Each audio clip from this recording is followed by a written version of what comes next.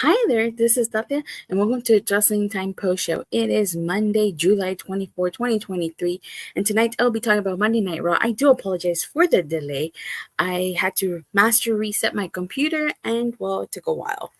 But here, do I sound okay? Because I can't tell if my microphone is connected, so I do apologize in advance if I sound terrible. But let's kick things off with the Seth frickin' Rollins and Finn Balor contract signing.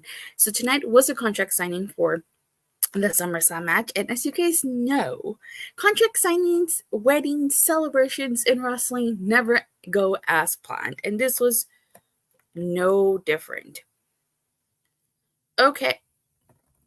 So,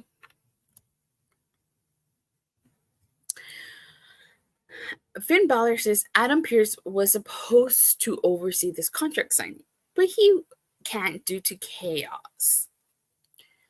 So Finn Balor takes it upon himself to oversee the contract signing, and he says, and so he has Seth Rollins to come out. And Seth Rollins is basically talking about how Finn Balor finally has it figured out. And what everybody knew, he has zero chance at walking out as champion. Seth Rollins says that the most likely scenario he will whip Finn Balor and the entire crowd will sing his song.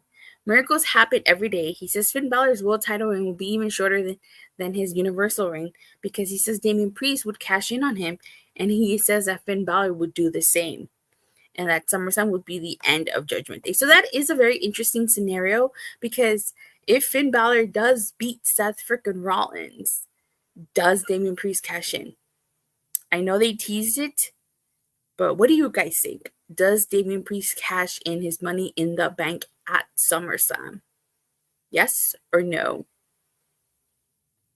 Or if Seth Rollins does win, do we still get a cash in? So it's a very interesting dynamic here. Again, I could. Does Damian Priest cash in at SummerSlam?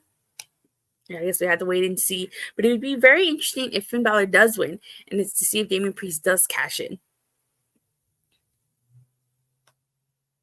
So you see Damian Priest and Dominik Mysterio coming through the crowd. Finn Balor says he's been losing for 7 years, and it's been driving him insane, and it's all because of Seth Rollins. He says it feels like an itch you can't scratch, a 7-year itch that will make Rollins his 7-year bitch. And so, Seth Rollins moves the tables, and he goes after Finn Balor. And of course, he's outnumbered here. All of Judgment Day is out there, including Rhea Ripley. So Damian Priest knocks him out with the Money in the Bank briefcase. Sami Zayn came out with the steel chair to try and help Seth Rollins, but it's to no avail. He gets hit with a South of Heaven. And then Seth Rollins gets beaten down by all 4 members of Judgment Day. He gets a Razor's Edge, he gets a Frog Splash, and he gets a coup de grace. And you see Rollins lying in the middle of the ring while Judgment Day are all having their hands raised. And that is how Monday Night Raw comes to a close. So Judgment Day making a statement, so to speak, here. That I'm actually looking forward to Seth Rollins and Seth Rollins and Finn Balor's match at SummerSlam. I think they've done somewhat of a decent job of building that. I really like the fact that they've talked about the history, the SummerSlam. This is a trilogy. We're going to run it back 7 years. Can Finn Balor get the title again? Will Damian Priest cash in on Finn Balor? Will he cash in on Seth Rollins? So many possibilities, and I honestly cannot wait for that match. Speaking of the Judgment Day, Monday Night Raw actually kicked off with a promo. And they were basically talking about how they run all of the WWE. And, they introduced Dominik as a new North American champion. Dominik says he is a fighting champion. And the whole point of this segment, and this is like a rinse and repeat of last week. This is exactly what happened last week. Kevin Owens and Sami Zayn come out. And Kevin Owens even alludes to the fact that didn't they do this last week?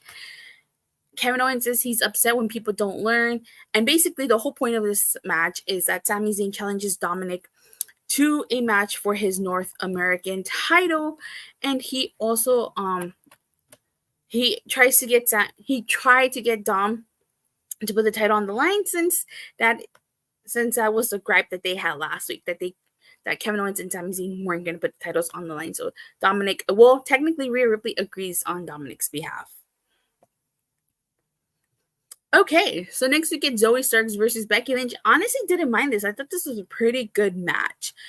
You know, they have chemistry, good chemistry together. Of course, Becky Lynch wins this. There was no way she was going to lose and get a tattoo that says "Thank you, Trish."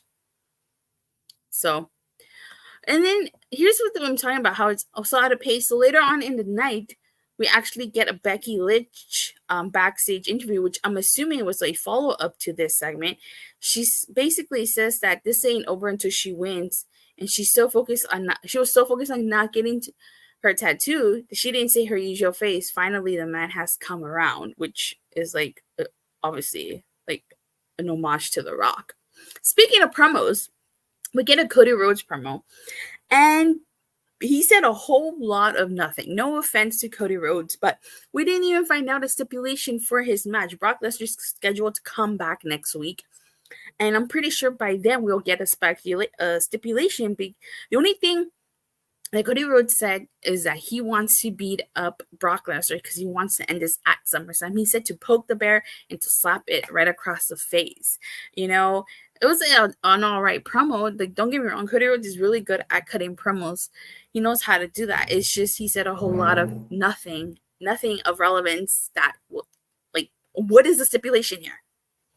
And I guess we're finding out next week.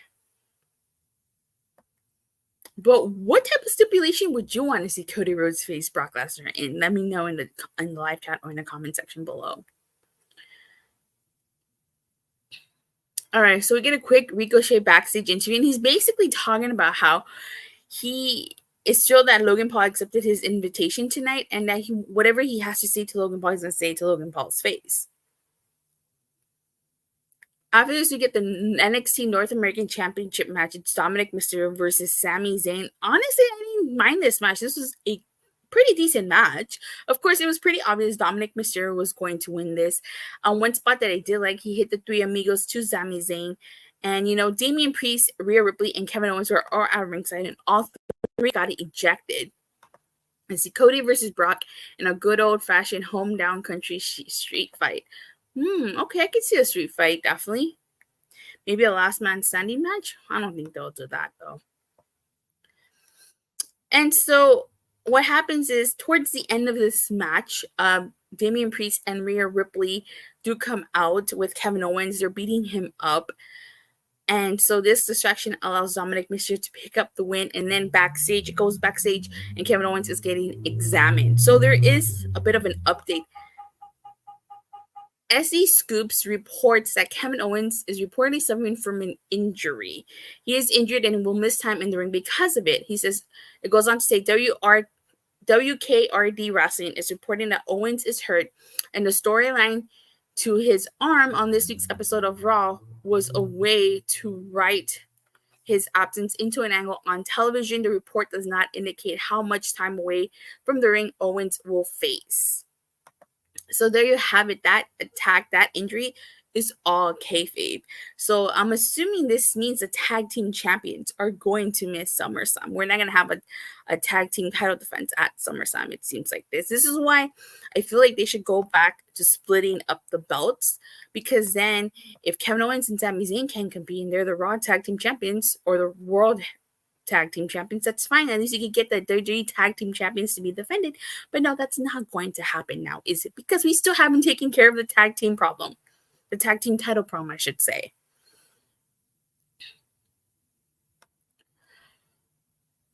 We get a quick Tomasso Ciampa backstage segment. And he confronts Nakamura, and he says that he's going to let that kick to the face slide, because technically he did cost Nakamura his match, but he doesn't want to see Nakamura out there, because if he does, then they'll have a problem.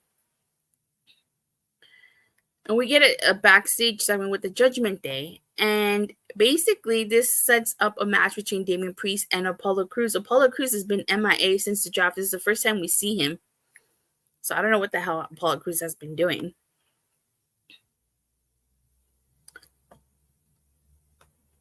So we get Bronson Reed versus Tomasso Ciampa. This was actually a really great match. I actually enjoyed this match.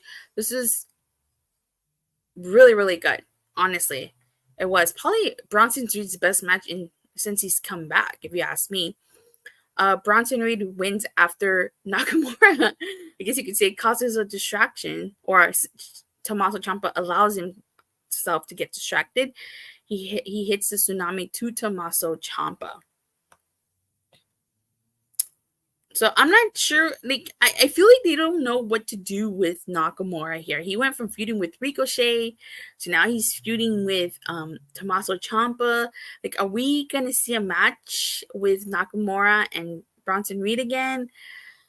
They're setting up Shinsuke and Tommaso Ciampa here. Like, with a week to go for SummerSlam, I would not surprise me if last minute they throw a match together. Seriously.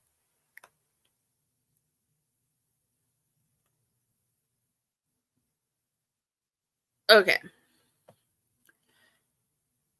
We get a quick Liv Morgan backstage interview, and she's basically saying that Raquel is hurt and she knows she'll be back soon, but tonight she's going to take care of Rhea. Liv Morgan goes on to say that not only did Rhea take out Raquel, she's the reason they lost the tag titles, and she was the last person to defeat Rhea Ripley, and there's no way she's backing down. And then Sonya Deville and Chelsea Green interrupt and basically ask why Saxon isn't interviewing them. And Rhea shows up and says she warned Liv and Raquel to stay out of her way, and they didn't listen. Stay out of her business, I should say. They did not listen. So this is supposed to set up Liv Morgan versus Rhea Ripley, which doesn't happen because Rhea Ripley attacks Liv Morgan before the match. And we get no match. I mean, she strapped a chair to Liv's arm and stomped on it twice. Is this going to be an everyday thing? I mean, every feud for Rhea Ripley, she's going to keep doing this? You know, maybe all the women that she's attacked will come back and, like, they're all gang up on her. What do you guys think? Let me know in the comments below. But, you know, I get that they're trying to make her dominant, but you also can't have her beat up all the women like that, because then where's your division? I mean, don't get me wrong. Like I said, it's great that you want to make her a badass and you want to, like, make her this powerhouse. Great. But, like, you got to balance out your division too. We get an Alpha Academy backstage promo. Basically, the gist of this is Maxine challenged Valhalla to her first ever singles match. Oh, that's just gonna be fun. You know, and I mean that sarcastically, because I don't know if Maxine is ready for her first singles match.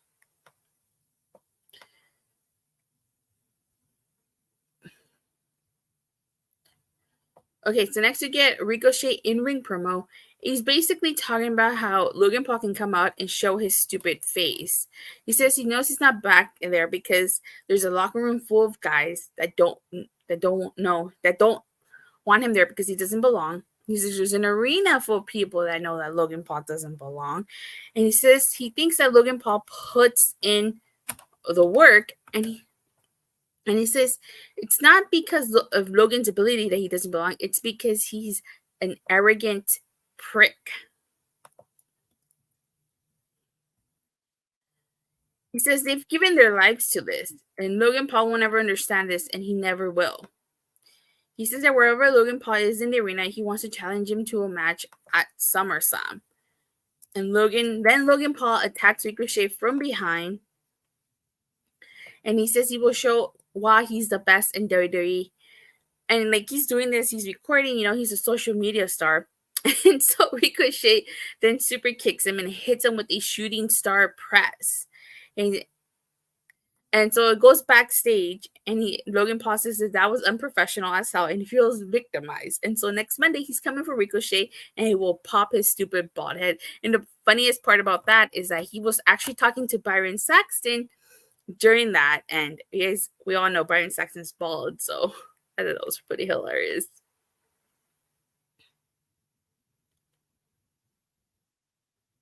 Okay, so we get a Shayna Baszler promo, and basically she's challenging Ronda Rousey to a fight at SummerSlam. Later on in the night, Ronda Rousey responds saying she she says anytime she gets into a fight, it's the fight. And she accepts Shayna Baszler's challenge. So they just said a fight. They didn't say what type of fight. So we're getting a female fight pit match. What? I guess we're going to find out next week. I'm hoping we find out next week. Because if they're saying fight and then we don't find out it's a fight pit match or any type of stipulation, they're just going to go out there and have a regular match.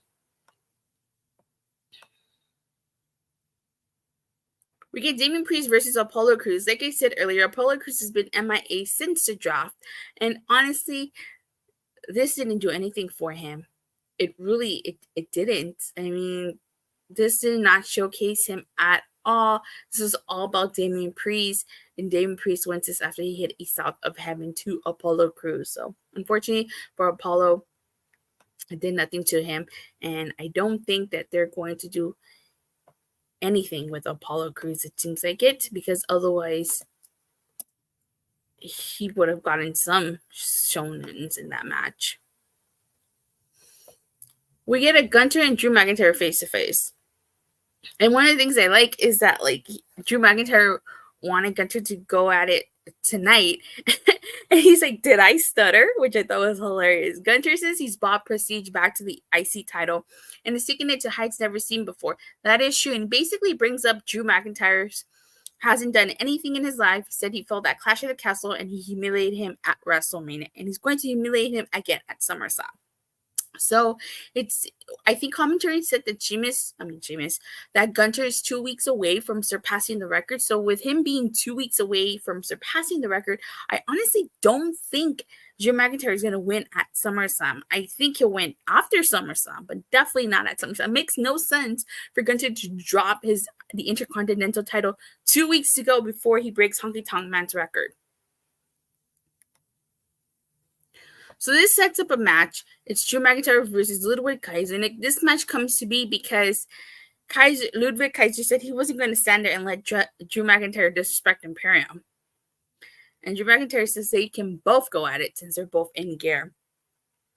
Now, I don't know if you guys caught Corey Graves on commentary during this match. He was basically impersonating Ludwig Kaiser, and he did a pretty good job. It was pretty hilarious, if you ask me.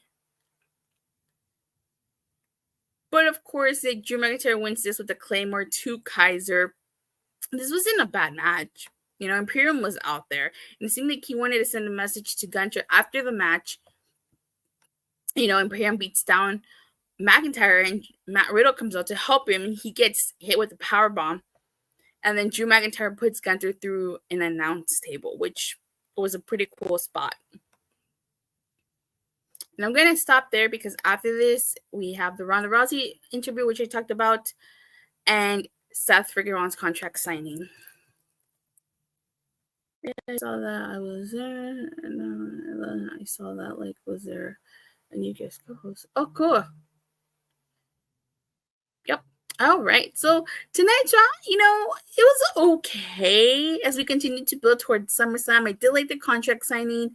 I did like Damian Tomasso Ciampa versus Bronson Reed. It wasn't too bad, but I feel like most of the stuff we've seen before. I don't think there's a reason why we should have Sami Zayn versus Dominik Mysterio again. When we saw the tag team match last week, but I mean, it could have been worse.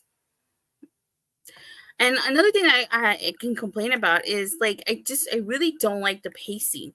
I feel like the follow-up segments happen, like, way after. Like, Becky Lynch had her match, like, towards the opening of Raw, and then, like, we don't get a follow-up interview with her till, like, later in the night after the Damian Priest match. And then it goes to commercial, comes back from commercial, and it's just like the pacing is all of this. Let me see. Also, at SummerSlam, it will be 35 years since the Honky Tonk Man's reign ended at the hands of the Ultimate Warrior at the first SummerSlam in 1988. Oh, really? That's cool. Would you trust me? Also, what are your thoughts on Ricochet cooking on... Thoughts on Ricochet? Are you talking about Logan? Oh, on Logan Paul? I actually really liked it. Like, I think he cut a good promo. And honestly, I think that match is going to surprise people. I think it might be a good match at SummerSlam. So, looking forward to it. All right. Well, tonight's Raw wasn't too bad. So I'd give it, maybe 5 out of 10. But with that being said, you guys, thank you guys all so much for watching and for the continuous support. Please don't forget to like and subscribe. Make sure you hit that bell so you get notified whenever I go live or release a new video. I'll see you guys Wednesday after Dynamite. Bye.